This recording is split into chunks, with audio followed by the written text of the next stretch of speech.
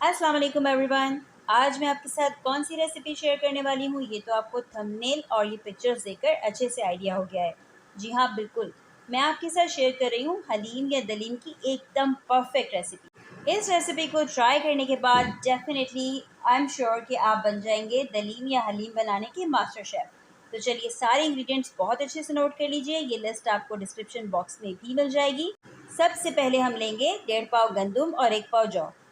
दोनों को अच्छे से साफ़ कर लीजिए। साफ़ करने के बाद दोनों को मिक्स करके भिगोना है। इनको रात भर भिगोना है और इतना पानी डालना है जिसमें ये अच्छे से भीग भी जाएं और इनके फूलने के लिए इनको जगह भी मिले और इनफ इनके अंदर पानी भी। व्यूअर्स, यहाँ एक टिप मैं आपको देती चलूँ। जब भी कभी आप चने या कोई दाल वगैरह कुछ भी रात भर के लिए भिगोएं और उसको फूलने के लिए छोड़ दें तो आपने ऊपर जालीदार ढक्कन ढकना है। इससे फ़ायदा ये होगा कि उसको मुनासिब हवा मिलती रहेगी और वो अच्छे से फूल जाएंगे। दालें कौन कौन से इस्तेमाल होंगी वो नोट कर लीजिए। चने की दाल, धुली हुई माश की दाल, मसूर की दाल, मूंग की दाल और चावल। ये सब आपने लेने हैं 1-1 पाव। इन सब को अच्छी तरह साफ़ करके मिक्स कर लें या मिक्स करके साफ़ कर लें, जैसे आपको इजी लगे। फिर तमाम दालों को अच्छे से वॉश करके इनको रात भर के लिए भिगोना है। सुबह उठकर मॉर्निंग में सबसे पहला काम ये होगा कि जौ और गंदम को अलग बर्तन में और तमाम दालों और चावल को अलग बर्तन में आपने बॉईल करना है खुले पानी में। जौ और गंदम जब तकरीबन बॉयल होने के करीब होंगे तो हम इसमें डालेंगे 1 चम्मच पिसी लाल मिर्च, थोड़ा सा नमक और थोड़ी सी हल्दी। उसके बाद मज़ीद आधा घंटा इसे पकाएंगे। थोड़ा थोड़ा पानी होना चाहिए। जब दोनों चीज़ें गल जाएं, बॉयल हो जाएं, तो थोड़ा थोड़ा पानी में रहना चाहिए, क्योंकि जब हम इसको गोश्त में डालेंगे ग्रेवी में तो उस वक्त हम मज़ीद पानी भी ऐड करेंगे। अब कर लीजिए सालन की तैयारी। उसके लिए लेंगे आप 2 अदद मीडियम प्याज। इनको स्लाइसेस में कट कर लेना है। 4 चम्मच चाय खाने के चम्मच लेंगे लहसुन अदरक का पेस्ट। 1.5 पाव इसमें जाएगा दही। 1.5 किलो हमने लिया है यहाँ गोश्त और कुछ बड़ी हड्डियाँ। गोश्त के बड़े बड़े टुकड़े करवा लिए हैं इस तरह, जिस तरह आपको वीडियो में नज़र आ रहे हैं। इस तरह करने से रेशा अच्छा बनेगा। हलीम के अंदर या दलीम के अंदर रेशा अच्छा बनेगा। हड्डियों से जूस निकलेगा तो उसका भी टेस्ट अच्छा आएगा। तो ये चीज़ें आपने याद रखनी है, माइंड में रखनी है बेस्ट हलीम, परफेक्ट हलीम बनाने के लिए। पिसे हुए मसालों में हम लेंगे 8 चाय के चम्मच पिसी लाल मिर्च, 1 चाय का चम्मच हल्दी, नमक हस्बे जायका, 1 चाय का चम्मच गरम मसाला और 2 चाय के चम्मच पिसा हुआ धनिया। आपने क्या करना है, तमाम मसालों को मिला लेना है दही में। उनको बीट कर लें हैंड बीटर से। मिक्स करने के बाद ये दही साइड पर रख लीजिए। उसके बाद हम निकाल लेते हैं एक प्लेट में गरम मसाला भी, जो हमारा इस ग्रेवी में ऐड होगा। गरम मसाला नोट कर लीजिए। 2 हैं इसमें तेज़ पत्ते, 1-1 चाय का चम्मच साबुत काली मिर्च, सफ़ेद ज़ीरा और साबुत धनिया, थोड़ी सी जायफल जावित्री और हम लेंगे 3 छोटी इलायची, 3 बड़ी इलायची, 10 से 12 लौंग और लेंगे 2 दालचीनी की स्टिक्स। इन तमाम मसालों को हमने ड्राई मिल में पीस लेना है बारीक।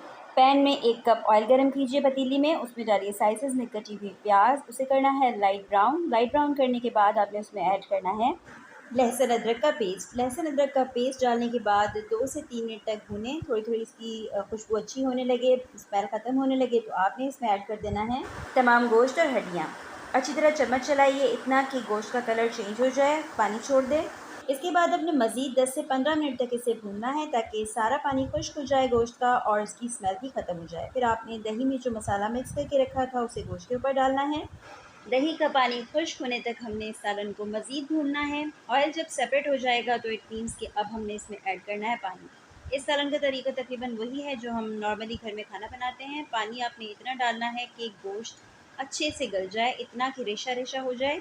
इसके साथ ही मैंने इसमें डाल दिया है स्टील का 1 चम्मच और 1 लहसुन की बीच वाली डंडी। आपको मैंने पहले भी बताया था कि इससे गोश्त बहुत अच्छे से गल जाता है जल्दी। जब तक गोश्त गलेगा हम वापस आ जाते हैं दालों की तरफ। दालें बहुत अच्छे से गल चुकी हैं। अब हमने इनको थोड़ा सा जो हमारा हैंड बीटर होता है उससे बीट करना है, इलेक्ट्रिक बीटर।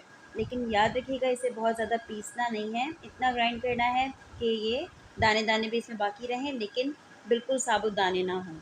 ये दाने जो बारीक बारीक आते हैं ना, ये हलीम में या दलीम में बहुत अच्छे लगते हैं, टेस्टी लगते हैं जब मुंह में आते हैं तो। इसलिए बारीक पीसने से आपने गुरेज करना है। देख रहे हैं आप इसमें हल्का हल्का पानी मौजूद है। ये जो हम डालेंगे इसको ग्रेवी के अंदर तो ये अच्छे से मिक्स हो जाएगा, यकजान हो जाएगा।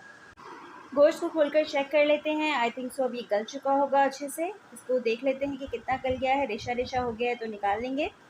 इसको मैं चम्मच से चेक करके देख रही हूँ। ये जी बिल्कुल, ये अच्छी तरह गल चुका है। इतना गल चुका है कि हाथ से अच्छे से रेशा हो जाएगा। इसको मैं सेपरेट कर लेती हूँ। सारा गोश्त सारी हड्डियों समेत आपने ग्रेवी में से बाहर निकाल लेना है। बाकी बची हुई ग्रेवी जो पैन में मौजूद है पतीली में, उसमें आपने पिसा हुआ गरम मसाला जो हमने सेपरेट करके रखा था उसे ऐड कर देना है। अब इस ग्रेवी में आपने ऐड करना है वो तमाम जौ, गंदम और दालें जो हमने बॉईल करके सेपरेट साइड पे रखी हुई हैं। हल्की हल्की इनको ग्राइंड कर लिया था, जैसे मैंने आपको बताया था कि ज़्यादा ग्राइंड ओवर ग्राइंड नहीं करना। ये देख लीजिए, इस कंडीशन में होना चाहिए। जौ और गंदम ऑलरेडी मैं एक बड़े पतीले में ट्रांसफ़र कर चुकी हूँ। उसके बाद मैंने इसी में ऐड कर दी है ग्रेवी। ये ग्रेवी है खाली, इसमें से गोश्त और हड्डियाँ मैंने निकाली हैं, जैसे आपको पहले बताया। इसको अब डालकर पकने रख दीजिए हल्की आंच पर। साथ साथ चम्मच चलाना बिल्कुल मत भूलिएगा। इसको मैंने किया है जिससे हम घोटा कहते हैं ना, उस घोटे से मैंने इसको मैश किया है। आप चाहें तो हाथ से भी रेशा कर सकते हैं। तमाम अज्जा मिक्स हो चुके हैं इसके अंदर। अब हमने घोटे का काम करना है, यानी कि इसमें तकरीबन 2 घंटे तक तो मस्ट इसमें घोटा चलाना है। जितना ज़्यादा हलीम हल्की आंच पर पकता रहेगा उतना ही ये मज़ेदार होगा। थोड़ी देर बाद आप देखेंगे कलर भी बहुत प्यारा आना शुरू हो गया है इसका। अभी तकरीबन तैयार हो चुका है। 2 से ढाई घंटे गुजर चुके हैं मुझे घोटा लगाते हुए। रेशा भी अच्छी तरह बनना शुरू हो गया है। जब दलीम हस्बे पसंद आपका गाढ़ा हो जाए, आपको जितनी इसकी थिकनेस चाहिए उतना हो जाए, तो आपने फिर इसके बाद चूल्हा बंद कर देना है। चूल्हा बंद करने के बाद आपने इस पे लगाना है लास्ट में भगाड़। भगाड़ लगाने के बाद आपको आधा घंटा इसको मज़ीद पकाना है। आपने भगाड़ किस चीज़ का लगाना है? भगाड़ लगाना है हमने इसमें स्लाइसेस में कटे हुए प्याज का, और थोड़ा सा चाहें तो आप इसमें सफ़ेद ज़ीरा और अदरक ऐड कर सकते हैं भगाड़ में। ठीक है, उसके बाद आपने इसको तकरीबन आधे घंटे तक मज़ीद पकाना है। मज़ीद पकाने के बाद आपका दलीम एकदम रेडी है। दलीम को गार्निश करें और रिवायती अज्जा के साथ जो इसके साथ हम पेश करते हैं, लाइक लीमू और कटी हुई बारीक अदरक, तली हुई प्याज और हरा धनिया, हरी मिर्चें, इन सब के साथ आपने इसको सर्व करना है।